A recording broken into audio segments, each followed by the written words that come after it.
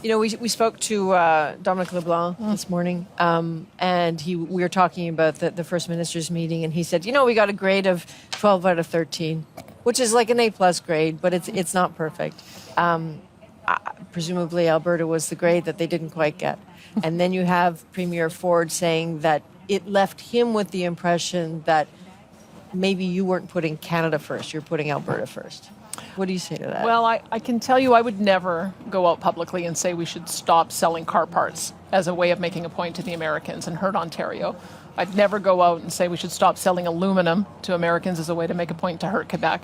And it hurt me that they felt that they could make that same argument, that Alberta should sacrifice our interests in order to try to advance some kind of trade war. I take a different approach. Let's stop fighting with each other. Let's maybe try to remove some of the internal trade barriers.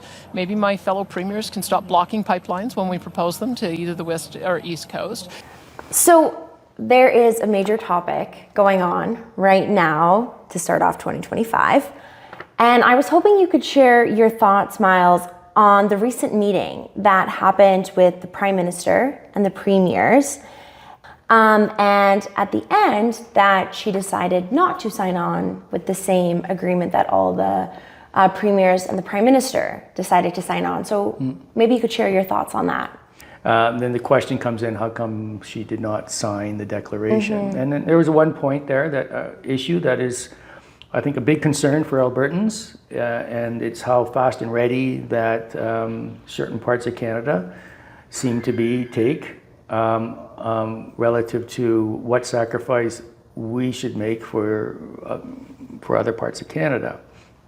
And especially when that sacrifice that is being proposed I don't think is actually very productive in terms of negotiations with the United States or with Mr. Trump.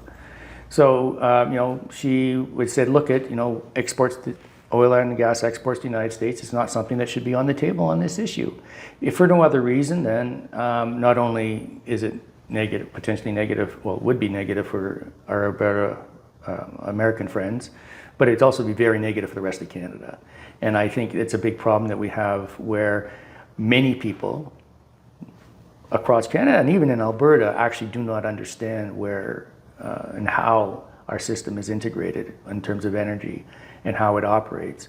So for example, most people don't recognize that the oil that goes from Alberta to Eastern Canada goes to the United States.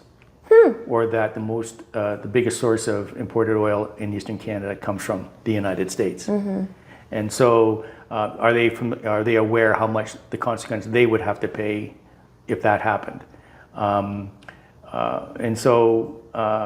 the other part of it, of course, is we found ourselves in situations in Alberta where most of our oil is landlocked. We now have one pipeline that allows us to go to the coast, but there were many other projects, including, as the Premier mentioned, Canada East, the Canadian East pipeline that would go out from Alberta to the East Coast, and the Northern Gateway project that was cancelled by the Government of Canada for reasons that make to us here in Alberta any sense whatsoever. And so, because of such policies, we find ourselves to be highly vulnerable in Alberta of interruption with our trade with the United States.